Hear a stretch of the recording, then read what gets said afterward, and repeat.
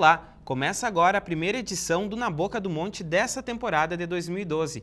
O programa é quinzenal e vai ao ar nas sextas-feiras neste horário. E hoje o nosso assunto é a estiagem, que castigou a população do campo, mas que também atinge quem mora na cidade. Nossa equipe de reportagem foi até um pequeno município da região central do estado e nos mostra como estava a situação no início deste ano. Confira na reportagem. O cenário poderia ser bonito se não fosse triste. Este açude de uma propriedade que fica no município de Agudo baixou em torno de 3 metros do nível normal com a estiagem. E Fernando já contabiliza as perdas no ano em que resolveu investir na cultura do milho. 50% já é garantido que está perdido, né? A gente estava aproveitando para o gado ainda, enquanto estava verde, mas agora já está secando, não tem mais o que fazer. Esperar chover agora, de repente incorporar para plantar de novo, mas para isso precisa uma chuva muito boa. Eu plantei 4,5 hectares, somando tudo, de repente deu uns 2 hectares de milho. Quando foi gravada a reportagem, a terra estava assim, seca de levantar poeira. Uma tristeza também para a família de Rogério. Com as mãos calejadas do trabalho, ele lamenta a situação. Nós levantamos cedo, 5 horas da manhã, aí nós saímos para a roça aí dormimos bichareta em casa e aí mais a gente vai na roça e não dá ânimo para trabalhar na roça, secando tudo aí. E será que a estiagem é resultado do Laninha ou conta também com a interferência das ações do homem? Até o momento não se tem explicação de uma ação antrópica, né? Isso é um fenômeno natural, normal. Inclusive, se tem histórias, as maiores secas no Rio Grande do Sul, e no Sul aqui, ocorreram em 45, e as maiores enchentes ocorreram em 41. Então, isso é um fenômeno que sempre vai ocorrer.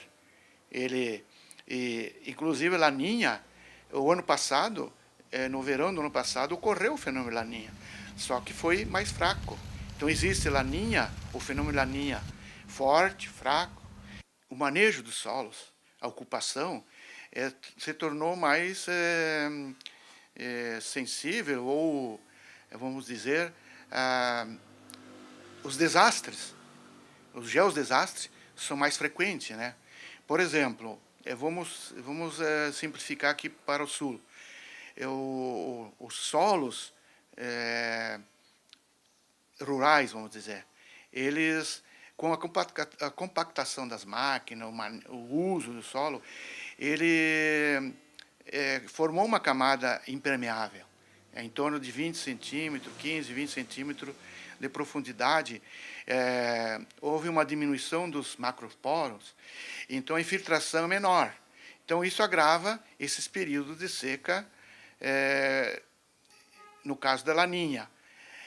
Caso do El Niño também agrava, porque a infiltração ela é mais lenta.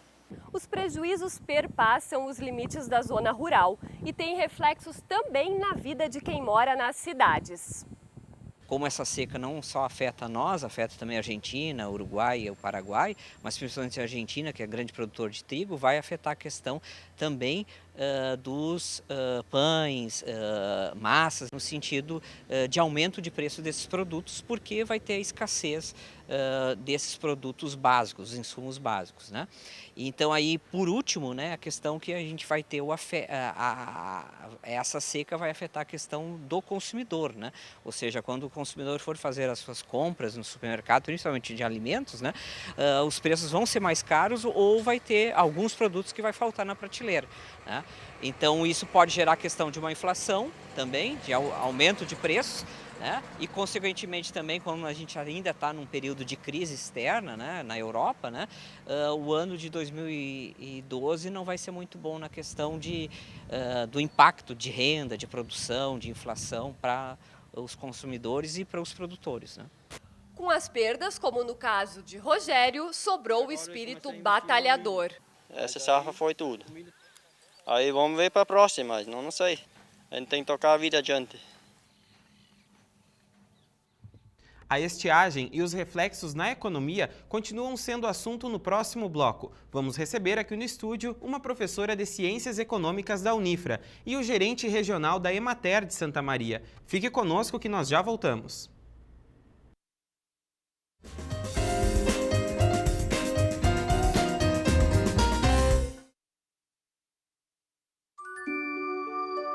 Existe um lugar onde eu me sinto muito feliz, porque eu brinco, dou risada, aprendo coisas novas e tenho um monte de amiguinhos.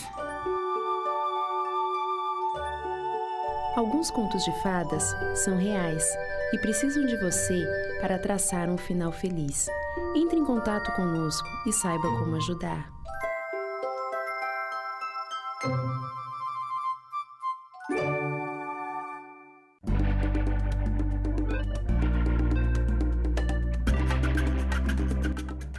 Por hábito, pratique o consumo consciente.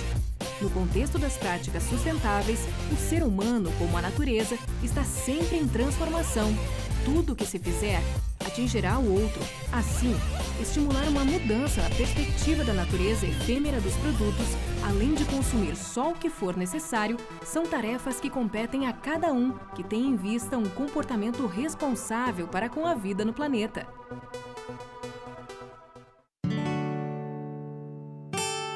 O vento mudou de direção no Lar Acalanto. Agora, além de amparar crianças que convivem com o vírus HIV, a casa está acolhendo famílias e crianças que possuem doenças crônicas degenerativas.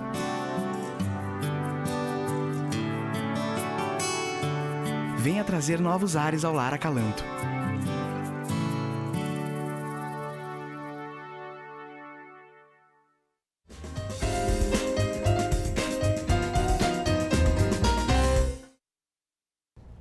Hoje o nosso assunto aqui no programa é estiagem. E aqui no estúdio recebemos a professora de Ciências Econômicas da Unifra, Thaís Machado, e o gerente regional da Emater Santa Maria, César de Medeiros. Bom, primeiramente eu agradeço a presença de vocês aqui no programa. Obrigada. Muito obrigado. César, primeiramente eu quero perguntar para ti, a gente pode fazer um traço geral de como está a situação aqui no Rio Grande do Sul? Como estão as cidades que decretaram situação de emergência no início do ano?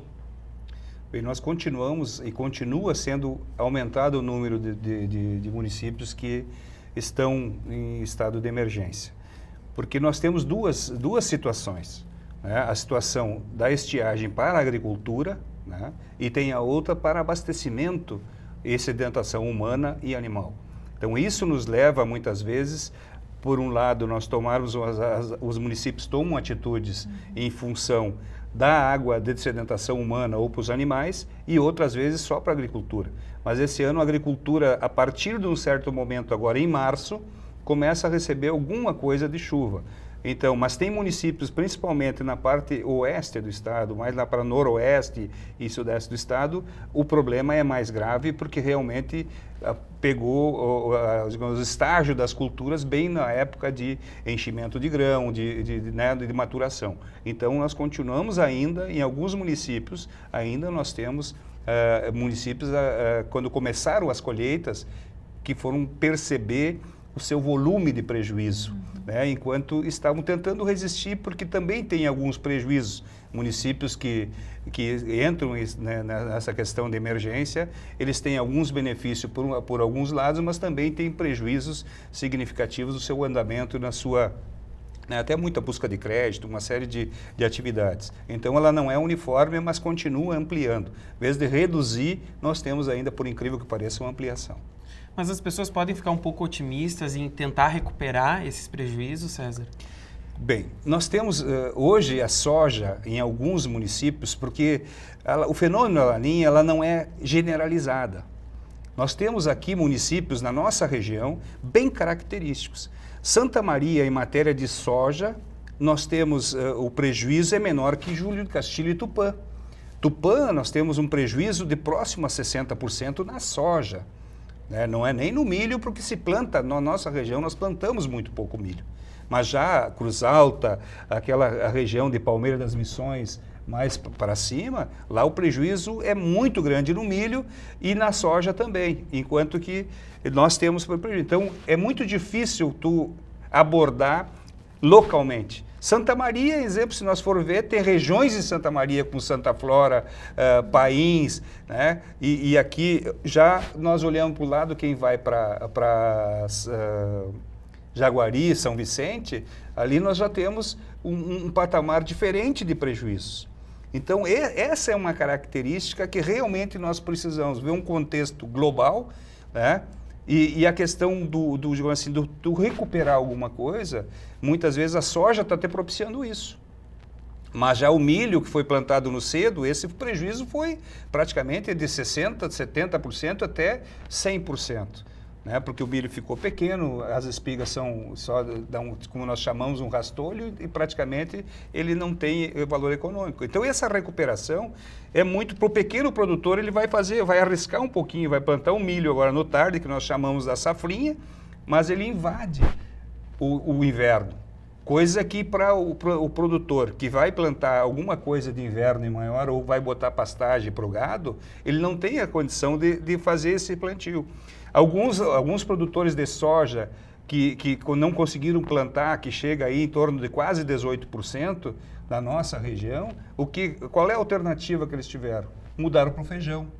Que a soja estava totalmente fora do período, né, próprio para cultivo, então eles optaram por feijão na safrinha, que nós chamamos.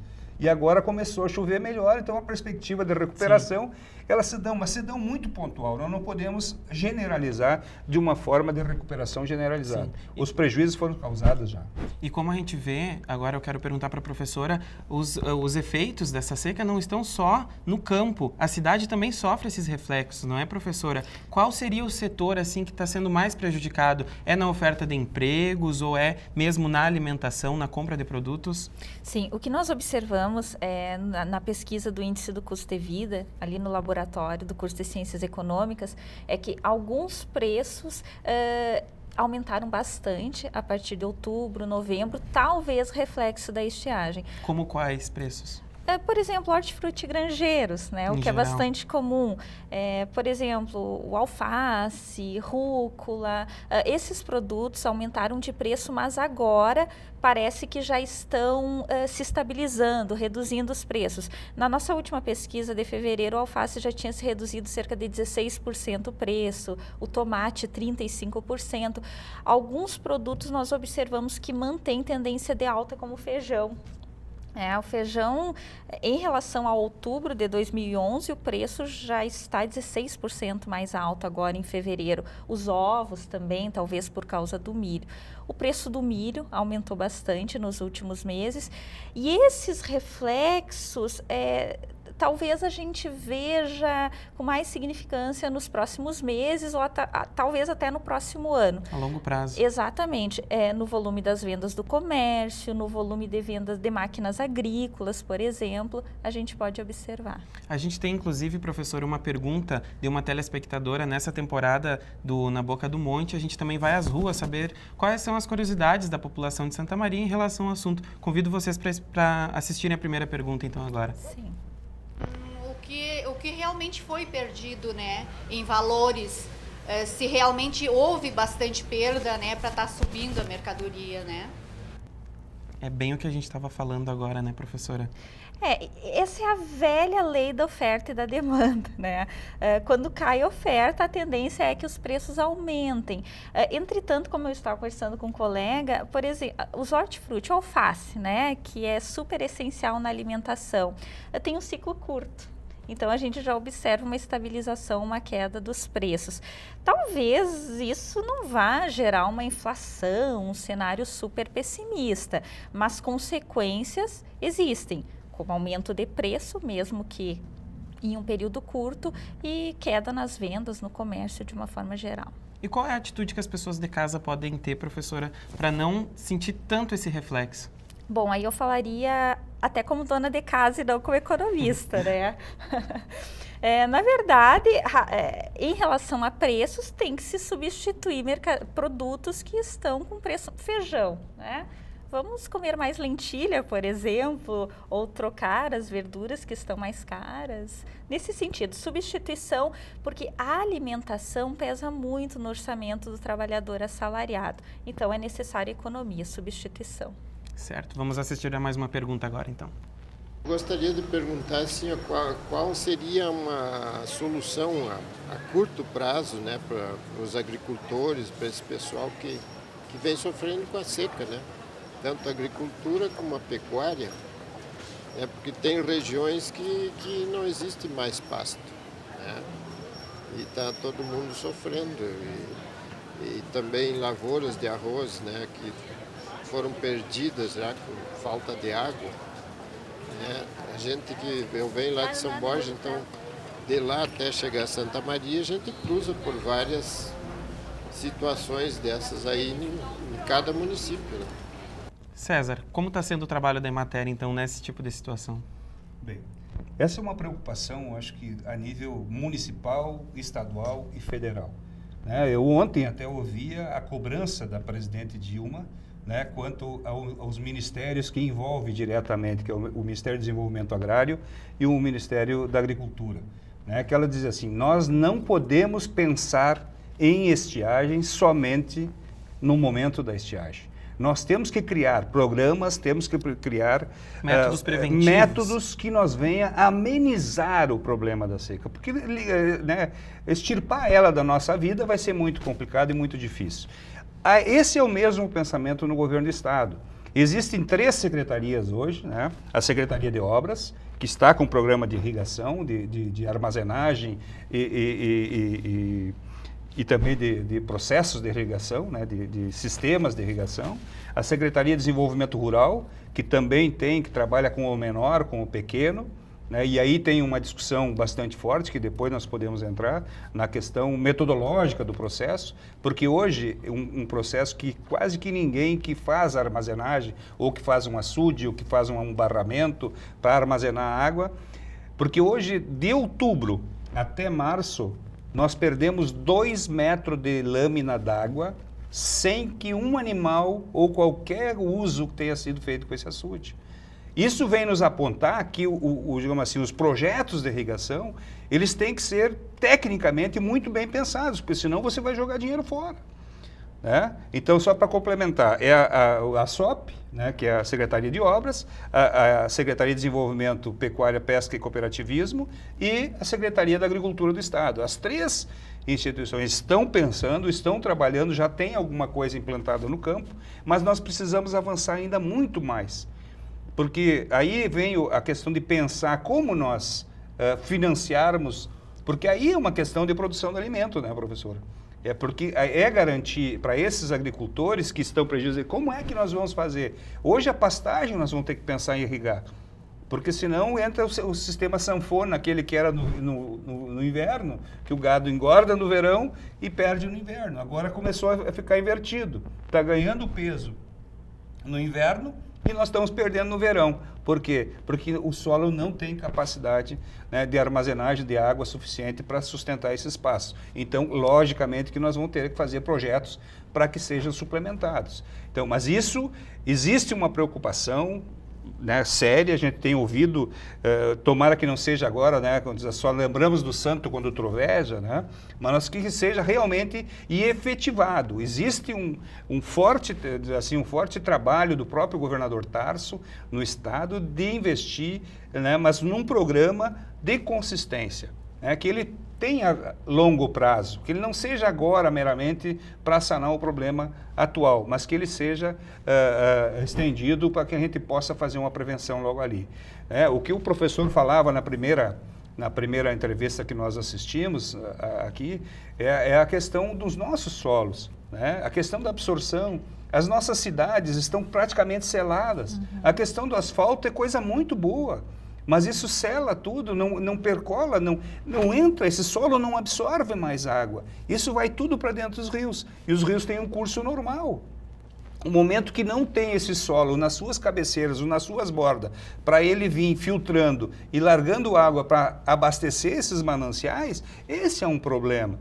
Então, quer dizer, que não tem tanto, tem a laninha, que esse é um processo que é um processo da natureza, mas nós temos algumas coisas sim que nós podemos pensar. Você pega uma mata, a capacidade de absorção de uma mata da quantidade de água que chove, ela faz como se fosse uma esponja novinha, Hoje, aí tu vai ver as nascentes e coisa e tal, se mantém. Agora você pegar na lavoura, no campo, né, todo ele trabalhado, nós temos dificuldade dessa absorção. E ali essas vertentes terão Isso vem de encontro ao que a gente falava também, professora, que a falta de água reflete aqui na cidade também. As pessoas sofrem com racionamento em muitas cidades e é uma preocupação em todos os bairros, em várias cidades da região. Exatamente. O problema da estiagem no Rio Grande do Sul é um problema muito antigo, talvez venha desde a colonização do Rio Grande do Sul, né? Esses efeitos. O professor falou de uma grande seca em 1945, nós estávamos ouvindo, e o que nós observamos é que é mais uma questão política. Tem que se ter vontade política, tem que se ter financiamento, a irrigação, principalmente desses pequenos produtores. Eu estava lendo um dado que hoje no Rio Grande do Sul nós temos cerca de 5 milhões de hectares com grãos, para grãos, e só 10% tem uma irrigação, né? E principalmente lavoura de arroz. E aí tu vês... que é um sistema de irrigação completamente diferente. Exatamente, por inundação. Eu acho que na área de sequeiro, acho que nós não atingimos 5%. Professor. Exatamente. Então, a situação é grave. Em relação às cidades, no que tu se referiu, racionamento de água, né? Nós vimos cidades da fronteira, por exemplo, com cerca de 12 horas de racionamento e a população sofre, porque chega em casa e não tem a água na torneira. 12 horas, né? Metade de um dia sem água. Exatamente. Mas já chegou a ser até mais. Chegou, sim. Mais que 12 horas, um absurdo. Bom, nós vamos fazer agora um breve intervalo e já voltamos com mais Na Boca do Monte.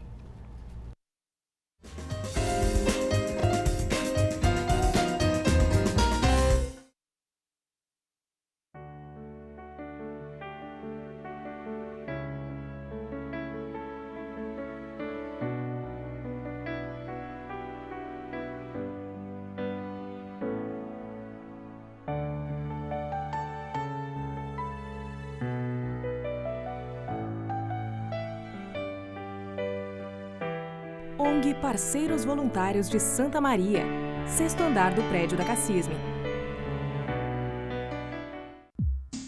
Eu vivo a noite do meu jeito. Se tem diversão, tô dentro. Eu gosto é do movimento, da vida, mas alcoolizada, eu não dirijo.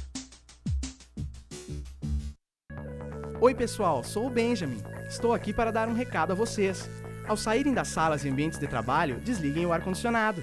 Energia, para economizar, só precisa lembrar. Sonho.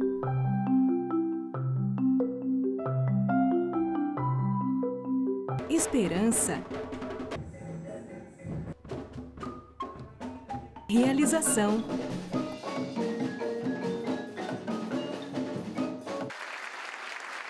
Cuíca, promovendo inclusão social através da música, transformando sonhos em realidade.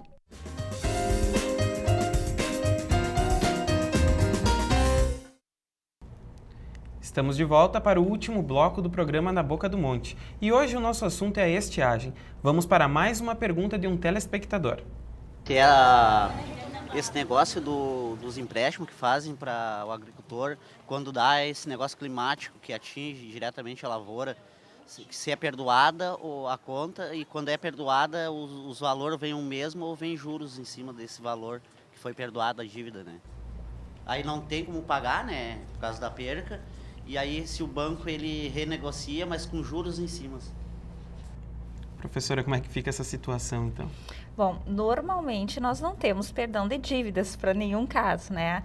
Nós temos observado o perdão de dívidas no início de 2011, mas para o caso de produtores oriundos da reforma agrária, pescadores, enfim, pequenos produtores. Em relação à seca, talvez, como essa estiagem foi bastante forte, o governo, enfim, deu uma prorrogação para o pagamento desses empréstimos. Provavelmente tenhamos juros e não tem como fugir do pagamento dessas dívidas aí. Tá certo. Vamos assistir a mais uma pergunta agora. Como é que eles iam conseguir pagar as dívidas, os agricultores, né? Porque a dívida deles já vem se acarretando, eu acho que de tempo, né?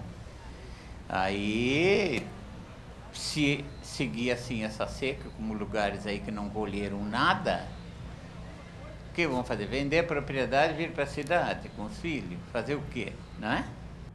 Ou seja, César, a gente pode pensar em uma solução nesse caso? Tem pessoas que estão acumulando dívidas? Existe até uma determinação, já existe um decreto federal, né? E também alguma coisa em matéria de Estado, porque o Estado do Rio Grande do Sul começou a entrar na área agrícola de financiamento, né, o ano passado, nessa safra agora, né, que foi o Plano Safra do Rio Grande do Sul. Mas a nível federal já existe alguma determinação bem clara, através de um decreto, né, da prorrogação e parcelamento desse custeio de vencimento, porque o governo também espera se fechar um pouco mais os resultados. Porque as estimativas, normalmente, elas não têm uma clareza, não tem uma coisa. E o governo, quando trabalha, ele trabalha em bilhões de reais. Então, mas já existe alguma determinação daqueles que fizeram securitização de dívidas do passado, já existe, né, digamos assim, o alongamento dessas dívidas, e para esses agricultores, certamente já tem alguma coisa de prorrogação do vencimento. O vencimento seria agora em junho, eles já jogaram para setembro, outubro, né, justamente para que o próprio governo tenha um tempo, né, para preparar, porque isso passa pela Secretaria da Fazenda, porque isso tudo tem um reflexo. Então precisa haver dentro dos compromissos do governo, tudo, mas eu tenho certeza absoluta que alguma coisa será, porque o Rio Grande do Sul, os prejuízos em matéria de economia do Estado do Rio Grande do Sul, eles são violentos. São violentos, e esses aí vão fazer um reflexo no Estado do Rio Grande do Sul, né, professora, em 2014. Que é onde, quando vai ser apurado todo o ICMS, passa para fazer o rateio para os municípios. Aí sim, né, a coisa vai ficar bem complicada para a gestão dos municípios e a própria gestão do Estado, porque o Estado eminentemente agrícola, que nem o nosso, vai sofrer bastante mesmo. Isso eu gostaria de perguntar até para vocês dois. Vocês lembram de alguma data, alguma passagem na história que o Rio Grande do Sul foi tão afetado por uma seca assim, e a região? Acho que a professora tem inclusive uns dados. Isso, eu estava pesquisando no site da FEE, e verifiquei, e é muito interessante essa relação, que em anos em que há estiagem, o produto agrícola, o produto interno, né, ele reduz. E aí isso gera consequências também no produto interno bruto do Rio Grande do Sul. Se nós pararmos para pensar, isso é bastante lógico, porque cerca de 1/3 da renda do Rio Grande do Sul é gerada a partir da agricultura, né? Então, isso da agricultura pura, né? Exatamente. Sempre se pensar no setor agroindustrial, exatamente. E aí as consequências são bastante sérias, e são consequências que nós vamos visualizar para 2, 3 anos adiante ainda. Ou seja, tem algum dado histórico, professor, algum ano que sofreu bastante? Ou César, não sei se tu te recorda. Não, porque nós temos todos, assim, cada 2, 3 anos, né, nós temos aquele velho ditado, tem 3 anos de vaca gorda e 3 anos de vaca magra. Nós temos tido frequentes, as estiagens elas têm ocorrido, mas não com a intensidade que nós tivemos esse ano. Porque esse ano afetou todos os setores, né? Afetou a pecuária, afetou a agricultura, né? Mesmo as lavouras de arroz que são, né, irrigadas no Rio Grande do Sul, que praticamente 100% são irrigadas, houve inúmeros produtores que tiveram que abandonar. Então, realmente, dentro da minha profissão, que eu tenho hoje quase 30 anos, eu não acompanhei ainda nenhuma estiagem, né, com 30 anos de profissão, eu não acompanhei nenhuma estiagem com tanta severidade e a sua generalização, ela praticamente está em todo o estado. Né? Ela não tem um município que pode ser, lá na região de Bagé choveu mais ou choveu menos. Isso estou citando um exemplo que o Bagé teve problema sério. Mas lá vai ter um rincão, como você diz, que choveu. E que o prejuízo lá praticamente não existe.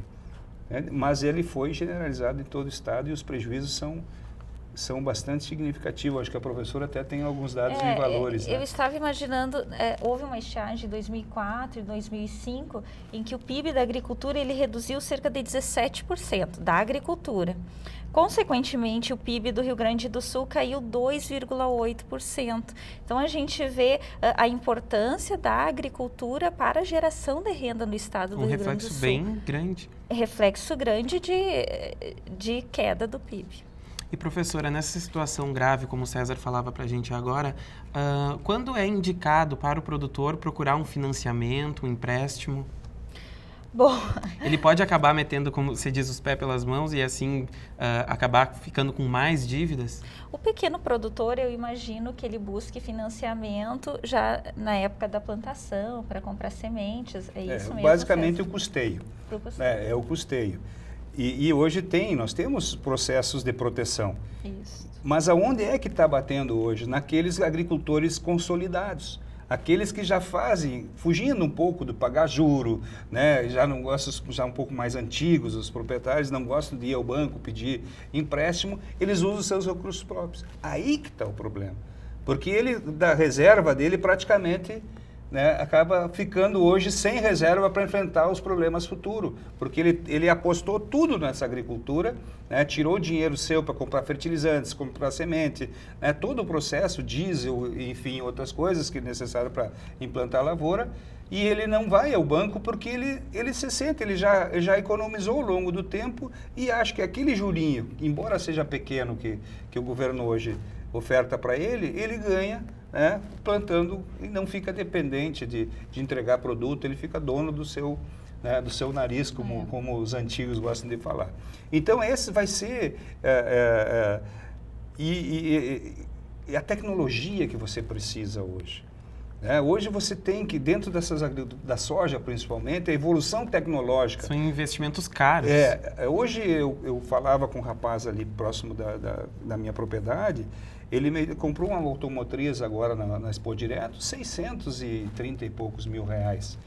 Né? Dividindo aí por 42, 43 reais o saco da soja, né? Sendo que no passado nós comprávamos pela metade dessa quantidade de sacas de soja. Então houve uma inflação baseada no quê? Nós precisamos produzir cada vez mais. Nós lançamos mão de todas as tecnologias de ponta para que nós possamos produzir mais. Né? E isso tem custo. Essa é a reflexão que muitas vezes a gente acaba como profissional travando. Né? Nós precisamos, para poder pagar a tecnologia, para nós produzir mais, né? É o soja transgênico, são insumos que na sua totalidade praticamente nós importamos todo, então nós pagamos um custo bastante alto, são produtos não renováveis, né? Até quando nós vamos ter que aumentar a nossa produção para nos sobrar alguma coisa? Nós temos que... Isso no balanço da economia, a professora tem muito mais propriedade para dizer. É para nós chegar nesse equilíbrio entre produção e exigência de equipamentos, de tecnologias de ponta, né? Aí vem a questão que realmente os economistas, né, e quem trabalha na área de ciências econômicas, né, que muitas vezes é possível um produtor, até um pequeno produtor, faça uma consulta muitas vezes com esses profissionais da área para fazer um equilíbrio, né, para ver onde é que está porque o agricultor ele sabe, ele até tem muito mais experiência que o técnico. O técnico chega lá, não, tu tem que fazer isso, fazer aquilo, papapá. Porque ele está como um profissional, como acadêmico ali. Agora o agricultor, ele chega e diz, mas eu não posso botar todo esse adubo porque eu não vou ter a rendabilidade suficiente para pagar isso. E, professora, a senhora tem algum conhecimento de os bancos serem um pouco mais flexíveis quanto a juros nessas épocas de grande estiagem? Para o pequeno produtor, há um subsídio em relação à taxa de juro para financiamento. Eu, como economista, eu visualizo o seguinte, talvez um problema grave é que muitos só fazem aquele seguro agrícola obrigatório, né? E não procuram corretoras, enfim, seguradoras para, pelo menos, proteger parte da sua lavoura. Isso evitaria muita quebra. Bom, o nosso programa vai ficando por aqui. Eu agradeço muito a presença de vocês dois aqui no estúdio. Muito obrigada. Nós que agradecemos, então, sempre às ordens aí. Para o que precisar. Bom, muito obrigado, então. E se você quiser mandar sugestões de assuntos para o programa, envie um e-mail para tvunifra@unifra.br. Lembrando que as edições do programa Na Boca do Monte ficam disponíveis também no YouTube, no canal da Unifra Online. Obrigado pela companhia e voltamos daqui a 2 semanas. Tchau!